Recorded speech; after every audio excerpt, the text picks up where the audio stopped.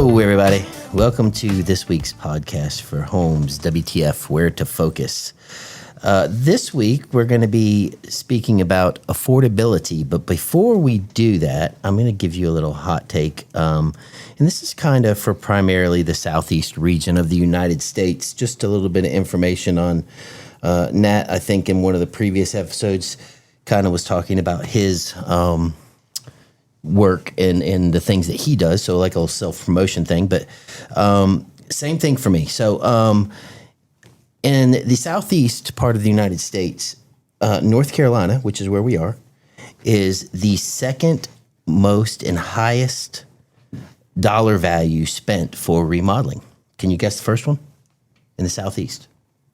Anybody? Florida. Florida is, and it's only because of, what do you think that the reason for Florida? Because everything's so old there.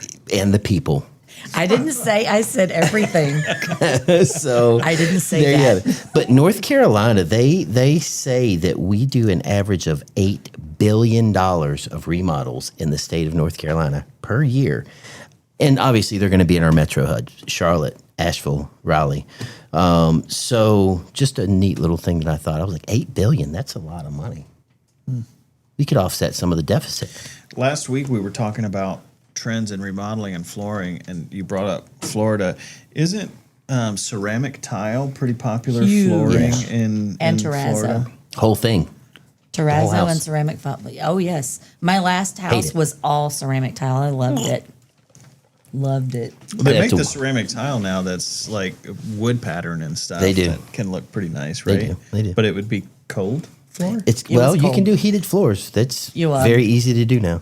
It's not, you don't need big boilers like you used to. It's all electric, and Can you they're really say affordable. throw rugs? Or throw rugs. But yeah, anyways. All right, so this week we're going to be talking about affordability on houses. So we're going to talk to Nat and Rhonda.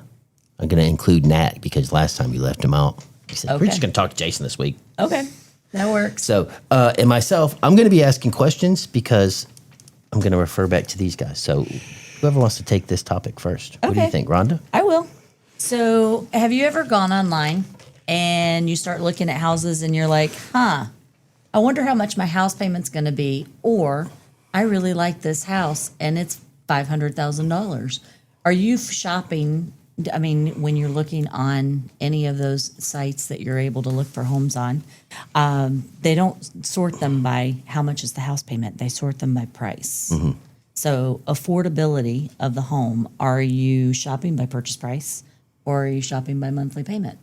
So I think that a house that is $450,000 versus a house that's $400,000, you could actually have a payment that's very similar if property taxes, homeowners insurance, homeowners association fees, do you have, how much are you putting down? All of those things can come into play for making a house affordable or not based on whatever your monthly budget is. So that's kind of where we were going on this topic is, are you trying to get into a house that you really love and still keep it affordable? Or are you just focused on, I want a house that's in X price range because this one's going to have all of the features that I want and not really focusing so much on the house payment? So a lot of different variables on the affordability part of it. Right, because you've got your, how much are you borrowing?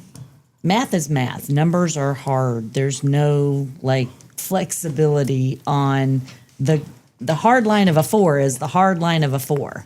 You've got the interest rate, the down payment, property taxes, insurance, homeowners association dues. How long are you borrowing the money? Do you have any private mortgage insurance that's going to be a part of it? So there's all these factors that go into how much is the house payment. And when you're buying that house, you have this number in your mind of how much money you can afford. So for instance, if you were to call me and say, I want to buy a house, one of the first 3 or 4 questions that I'm asking you is how much do you pay right now to live in where you are? And how much can you comfortably afford to spend per month?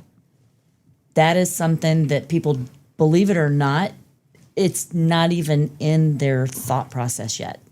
All they know is they want to buy a house and they think that they like the houses that are $350,000 or $400,000. Okay.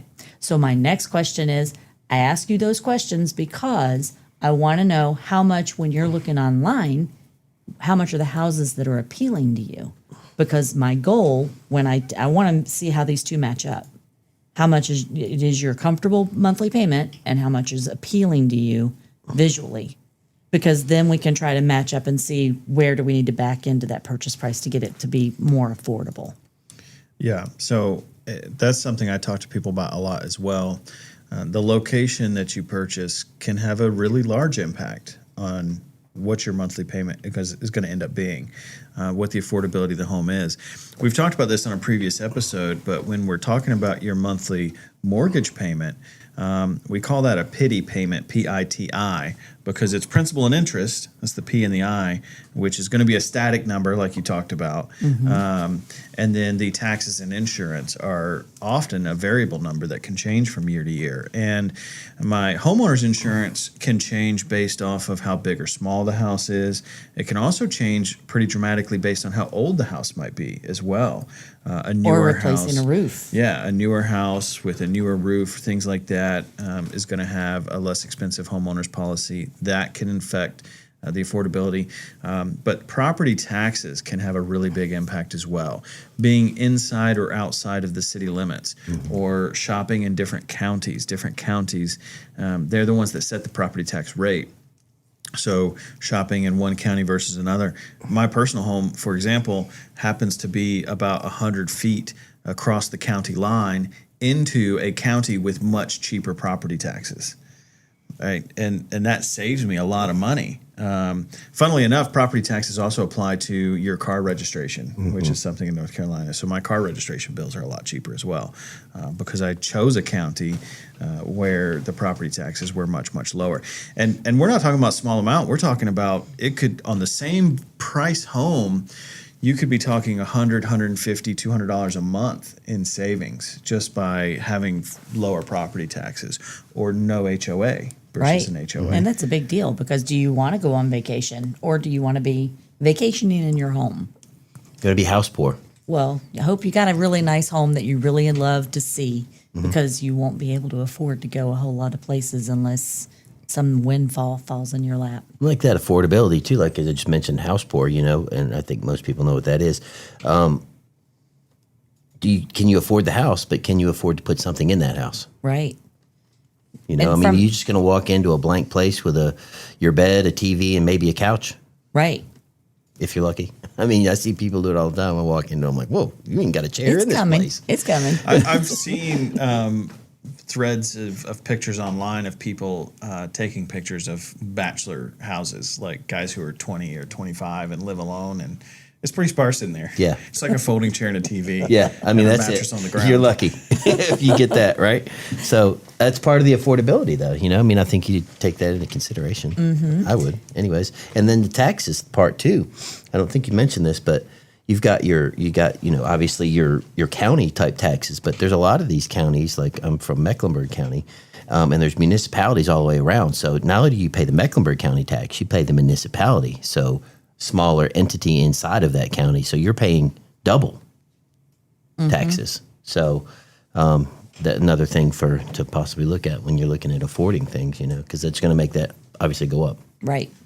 And we're actually fortunate in North Carolina that our property taxes aren't that high compared to some other states, where they have dramatically higher property taxes that really affect your affordability. I know I talk about Florida a lot, but for those of you who don't know, I am from Florida and have many, many, many years of experience of financing in Florida. They are actually proposing this year to remove property taxes. I heard that. In a big way. They won't be able to totally abolish property taxes, but for primary residents, you actually get a homestead exemption for your property taxes there. And I'm saying that because some of my friends are listening to this as well. So they have the ability to save probably $1,000-ish a year if they own the property as their primary residence. So the proposal is going to be really big for them in saving a few $1,000s, but for the same property here in North Carolina versus there, because of the difference in the taxes, you're probably looking at $5,000 a year in a difference in property tax bill. cheaper here in North Cheaper Carolina. here by far. By far, even with the homestead exemption savings. I don't know property tax rates across the nation, but I know the Northeast has pretty notoriously Oh, Very high. yeah. property taxes. And Very high. You that's- can buy a that can be- house there, and when I was back there with my grandfather, I'm from upstate New York area, and we were looking at buying a house while we were there, and we could have bought the house and a ton of acreage and everything else for like $85,000. I was like, God, why so cheap here? The property taxes were $15,000 Because you have to be able to afford your taxes. because you can't afford the taxes on the thing. So that's so they had to sell the houses so much cheaper because you couldn't afford the taxes on the thing. There's a retirement community near Clemens, North Carolina, in a small little gated community. And I get calls sometimes from buyers who are out of state or out of area looking at this retirement community and this gated community, a golf course community. And they're asking why these houses are so inexpensive. They can't believe these prices on these beautiful little homes. But it's because when you live there, you are required to pay these dues that total about $3,000 a month. Whoa. Because it comes with things like dinner at the clubhouse and personal shoppers and cleaning and laundry service. It's like a semi retirement home community, but it's independent assisted living. But I'll get those calls all the time. Say, this house is great. Why isn't it sold? This price looks too good. Can I go buy this house? It's like, well, are you aware Right. that this house also costs you $3,000 a month? And then the conversation ends pretty quickly after that. Right. Back to affordability. No underwriter on those, probably. Yeah. Because an underwriter, going back to that affordability question, is looking at, they're not looking at how much is that purchase price. They're looking at, can you afford this payment and do you have an ability to repay the debt? And though you might think that you do, because maybe when it comes to affordability on paper, an underwriter is going to be looking at what do you qualify for on paper, meaning if you're self-employed, for example, and you know that you bring in X number of dollars, but you don't necessarily show it all on your tax returns in the same way because you take off certain expenses that will help you reduce your tax line. Now you can no longer afford the house that you really wanted because you're not able to prove that you had that tax or the taxable income that would give you the qualifying numbers that an underwriter is looking at. So just when you're thinking about the affordability of a home, wouldn't it be great if these online websites made it so that, let's get realistic. How much is this house really going to cost me to live there? I saw a proposal that those online sites are going to have to start getting a lot more realistic on their property tax estimations so that people really get a good feel for how much money they're going to be spending and not getting this excitement about a house that they fall in love with or a price range that they fall in love with and they just really can't. Right. So, and speaking about affordability, you both can probably speak on this. So, say I'm Joe the homeowner, right, or want to be Joe the homeowner, and I am going to you, Rhonda, saying, "Hey, let's see what I qualify for and everything else like that." So, as far as affordability for those type houses, should people really say I'm approved for just $300,000, whatever it is, but you really shouldn't probably go towards that max, right? I mean, is that kind of a rule of thumb? Like you're approved for $300,000, but once you get in there and everything that you're going to have an affordability, is that really practical? Should you stay under that or no? It depends, because am I only qualifying you on your personal income, or is there somebody else in the household, a spouse that is not going to go on the loan? So I'm not counting their income, so you really can't afford it, even though it's not something. Just say on it's paper. all in. So let's just say it's all in. Okay. I would say it's probably not wise. I've seen people, if the maximum debt to income ratio is, one day we should do a show on that. If the maximum debt to income ratio is 49.9%, 49.9% of your gross income going toward your house payment, your car loan, and all of your other things that show up on credit report. Just on credit report. That's not including gas bill, utilities, food, insurance, and all that other stuff. Life How many insurance and all streaming that. platforms you pay Right. for a month? Gosh, don't get me started on that. But if that's your number at 40, I've seen so many people tap that out at 49.9%. Okay, I got it approved, but you're banking on nothing changing. Right. And what Right. if it changes the wrong way? Right. Insurance. Right. Yeah. And It's escrowed. those are things are going to go up, but you'll never be able to do anything. I don't recommend it. Can you? Yes. Should you? No. I think it just comes back to, I think it's just important to understand the idea of affordability, because even you're thinking about back to what I just said a few minutes ago about I chose to live in a county with lower taxes, but you do get something for your property taxes. And my neighborhood is a fantastic example. Part of my neighborhood is in the county I live in, and part of the neighborhood is in the neighboring county. And they do pay more in property taxes. Well, the houses in my side have ditches for water, ditches and pipes that run in a driveway. The side of my neighborhood that is in the county that is a little bit more expensive in property taxes, they get actually stormwater drains and sidewalks. And one time on our neighborhood Facebook page, somebody was like, well, how come they get sidewalks and we just have ditches? And I was like, well, they pay more in property taxes than we do, right? Their road maintenance and stuff includes some additional things that we don't get. Same thing with HOAs.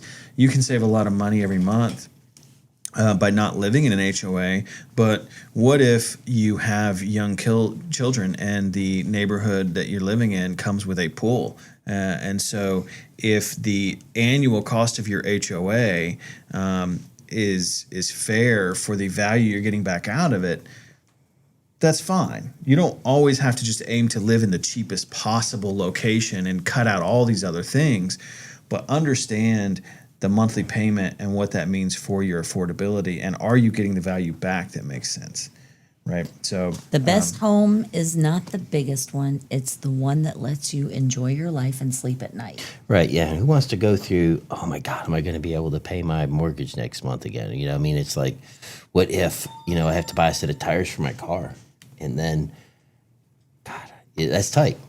That's part of that, like the whole thing with affordability. yeah, we've mentioned before, I think I brought this up several episodes back, the idea that your budget for home maintenance should be between 1% and 3% of your house's value, right? Which goes towards, Yeah, you're so not thinking about that. If I can't afford to set aside that kind of money, if I can't afford to set aside vacation money, if I can't afford to save a little bit at the end of every month into a savings account that grows, then I have probably put myself in a situation that's. It won't be fun. You're like, No. I mean, we're here for a short time. I got to have drink money, man. And we have I to can't be I able can't be. to have some way to enjoy life. What percentage of your home's value is your drink money? Well, it depends on what bottle of bourbon I define that month. So, it's just what it is. 105 turkeys. Yeah, right. But yeah, no, I think that is something that is overlooked sometimes, is that a house is supposed to be it's supposed to be a supporting factor in your growth of wealth, right? And if you're not going to be able to buy something that is affordable, you're offsetting that whole goal. Yeah, because home ownership is not going to be pleasurable. Right. If you move from a rental place and you are, free and, free willy, whatever you want to do, then all of a sudden, I got to buy this house. And you bought that house. Now you're like, shit, I'm broke. That sucks. Yeah. And I then wanna be all of a there. sudden you got to change jobs. Oh, it's got a commission only structure. Right. You're in trouble. Right. So affordability is something to think about, and you can't just look at what you fall in love with. I think it's more appropriate probably to look at a home that what do they say? The bones are good, right? Yeah, the bones are good. The bones are good. You can add on to it later. So if these websites aren't listing homes that way, and certainly they don't let you search that way, when I go on a website to look for homes, I search by price range, listing Sure. price range. What's the easiest way for our listeners to transition to being able to shop on monthly payment instead of just on price? How would somebody try to do that? Effectively talking to someone who has enough knowledge and educational background to be able to teach you how to think about it. You have to be able to know how to own the knowledge of how much this payment is and how the payment is structured. So for instance, if you were to ask me that question as a buyer, I would educate you on this is how your payment is coming together and this is how we got to those numbers. So if you're looking at a house at this number, expect your price point to be around here if the property taxes and insurance come out here. And education, you've got to have somebody who's walking you through. If you're here, then expect this. If you're here, then expect this. And these are the variables. And I think it's important, you talk about education, to remember the various factors that go into that monthly payment. There's a lot of, if I search for a mortgage calculator online, I can find a lot of sites that will give me an amortization schedule for free, or just say, what's your purchase price, what's your percentage down payment, and what's your interest rate, and then kick out a payment. But that is not your total monthly. Can you say payment. mortgage insurance? Yeah. So usually those calculators, if you're not careful, are only giving you a principal and interest payment, which unfortunately is only a part of your monthly payment. It's the biggest part of your monthly payment. But if you're making a decision based solely off of that, you might be surprised to the tune of $300 or $400 a month that you weren't expecting. At least. Yeah. At least, depending on your purchase price. So, yeah, it's a little known thing that people go into buying a house when they first start the journey. They haven't really explored what goes into that house payment and how much to really expect it to be. So where are we at? Where are we at? Jason and producer Tim are having some kind We of were secret having conversation. me and off to producer the Tim side. are having a little sidebar here thing. It's something that we're going to do here in just a second, but not yet. But where are we at on our thing here? Do we On our wanna, time? Yeah, are we good? Do you want to? Does everybody? Oh yeah. Well, let's go ahead and do it. So, closing thoughts on affordability. What do you think?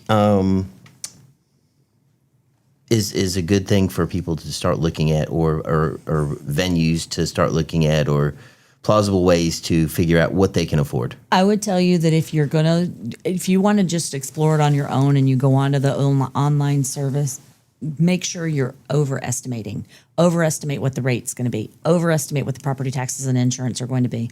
Give yourself a cushion, and then if that price point still feels good, then you're probably looking okay. Nat, what do you think? I would just add one more element to your overall affordability is paying attention to the utilities that you're going to pay on the house. Good question. So a newer house is going to be more energy efficient, which is better. An older house that has a newer HVAC system or updated insulation, things like that. There's things that you can look at. And you can, this is a very common question when I'm listing a house for sale. You can ask the owner, what's your average utility bills like, right? And get the real world example of what they're paying to keep their house heated, cooled, all those types of things. So try to find a house that has an attractive setup for keeping your utilities low, or you can fix it up and improve the efficiency of the home to keep your utilities low. But that's another way to improve your affordability, is to lower the cost of your utilities by either improving the efficiency or upgrading your utilities. Things like that could make a big difference as well. Mm-hmm.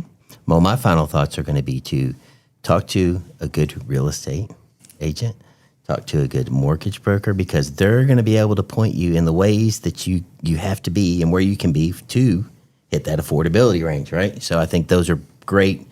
If you're dumb like me on those things, that's a perfect thing to do, and use those people that can point you in the direction it should be. So we're going to wrap that, I guess, this week. So next week on Homes WTF, we're going to be doing horror stories. I love it. So everybody Real join us estate next horror week. stories. We're going to be doing some horror stories next week. So Nice. good chat, guys. Good job. Good chat. Good chat.